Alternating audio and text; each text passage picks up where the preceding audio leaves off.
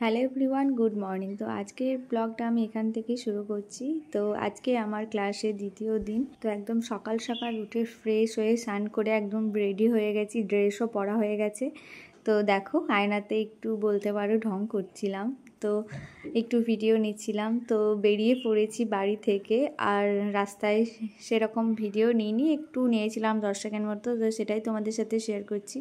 আর আজকে কিন্তু ক্লাসে একটা অন্য রকম কিছু দেখানো হয়েছে। তোমরা এটাই তো ভাবছো হাতের মধ্যে আবার এটা কি করেছো, হাতে তো কখনো মেকআপ করা হয় না, সবসময় মেকআপ তো আমরা মুখেই করি। তো বলবো সবটা জানতে হলে কিন্তু তোমাদেরকে পুরো ভিডিওটা দেখতে হবে।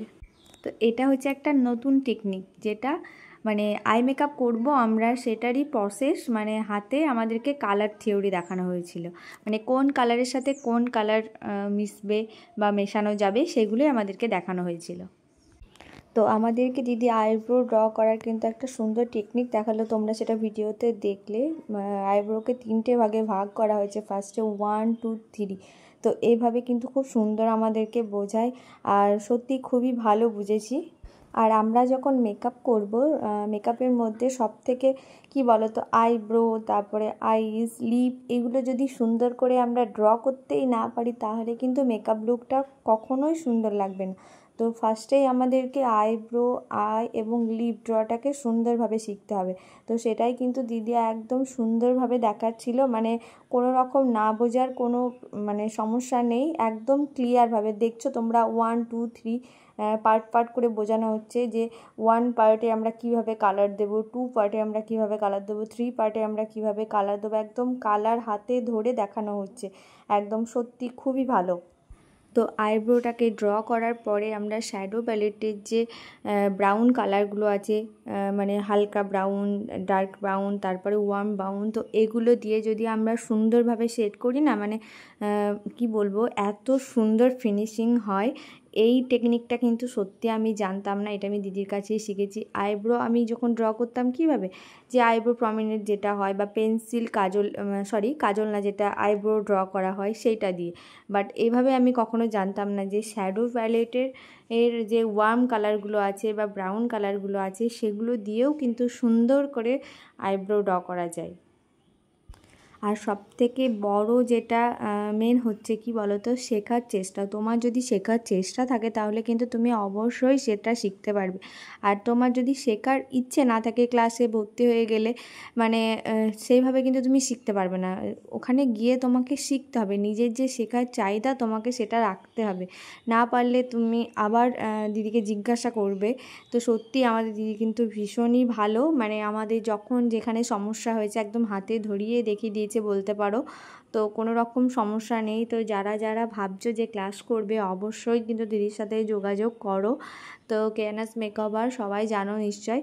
তো তো আমি ক্লাসে যতটুকু শিখেছি সেটাই তোমাদের সাথে শেয়ার করছি।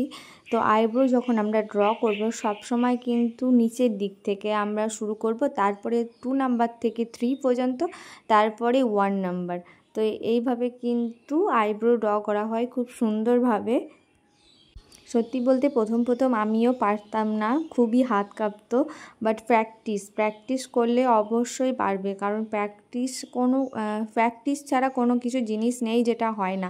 মানে মানুষ চাইলে সব কিছুই করতে পারে। আর সত্যি এগুলো হচ্ছে হাতের কাজ, তুমি যত বেশি প্র্যাকটিস করবে, কাজ তোমার তত সুন্দর হবে আর একদম ক্লিয়ার। তো তারপরে দেখো আমাদেরকে বড় বড় ব্রাশগুলো সম্পর্কে বলা হচ্ছিলো। এই ব্রাশটা দিয়ে সবসময় আমরা হাইলাইটার দিই। তো আরও যে বড় ব্রাশগুলো আছে সেগুলোর ক্ষেত্রে ব্লাশার দেওয়া হয়, কোনোটার ক্ষেত্রে হাইলাইটার, ব্লাশার। তারপরে আই মেকআপ করার সময় আমরা চোখে যে পাউডারটা দিই, চোখের নিচে সেই পাউডারটাকে বেকিং করার জন্য একটা ব্রাশ ব্যবহার করা হয়। তো সত্যি আমি বলবো ক্লাসের মেন, মানে মেকআপ ক্লাসের মেন, তোমাকে কিন্তু ব্রাশ নলেজ রাখতেই হবে, তাছাড়া কিন্তু তুমি কখনোই সুন্দর মেকআপ করতে পারবে না। তো আইব্রোকে যেমন আমরা 3টে ভাগে ভাগ করেছি, এবার দেখো আইটাকেও আমরা 3টে ভাগে ভাগ করা হয়েছে, মানে আমাদেরকে 3টে ভাগে ভাগ করে কালার ফুড করাটা শেখানো হয়েছে। তো 1 পার্ট, 2 পার্ট, 3 পার্ট। আই মেকআপের কিন্তু মানে অনেক রকম টেকনিক আছে। তো আই মেকআপ করতে গেলে একটা সুন্দর যদি আই মেকআপ তুমি করতে চাও তোমাকে কিন্তু টেকনিক জানতেই হবে। আর টেকনিক যদি তুমি সঠিক না জানো কখনোই সুন্দর আই মেকআপ করতে পারবে না। তো আমি কিভাবে আগে করতাম, যে কোনো কালারের সাথে যে কোনো কালার মিশিয়ে দিতাম, হার্স লাইন থেকে যেত, তো ভালোভাবে ব্লেন্ডিং করতে পারতাম না, স্মাজিং যেটা সেটাও। তো বললাম তো ব্রাশ ভীষণভাবে দরকার। তো কালারের সাথে কালার যে মিক্সিং করব সেটারও কিন্তু একটা প্রপার নলেজ দরকার। তো সবটাই তোমাদের সাথে শেয়ার। তো আমাদেরকে তারপরে আই মেকআপের কালার থিওরি বোঝানো হচ্ছিল।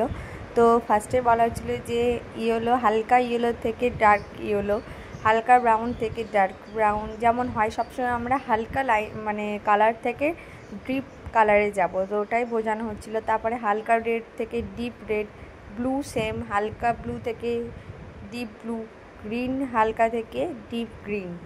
তো খুব সুন্দর বোঝানো হচ্ছিল, সত্যি মানে শুনেই মনে আছে এরকম ব্যাপার। তো আমরা এই কালারগুলোকে দুটো ভাগে ভাগ করেছি। হালকা ইয়েলো থেকে রেড অবধি হচ্ছে ওয়ার্ম কালার, আর গ্রিন থেকে নিচের সাইডা পার্পল অবধি এগুলো হচ্ছে কুল কালার। তো আমার আগে আই মেকআপ করতে খুবই সমস্যা হতো, মানে কোন কালারের সাথে কোন কালার কিভাবে মিক্স করব এগুলোই জানতাম না। মানে যে কোনো কালার পছন্দ হতো চোখে লাগিয়ে নিতাম এরকম টাইপের। বাট এরকম না যে নীল লাল সবুজ সবসময় ব্রাউন কালার দিয়ে করতাম, বাট প্রপার টেকনিক জানতাম না।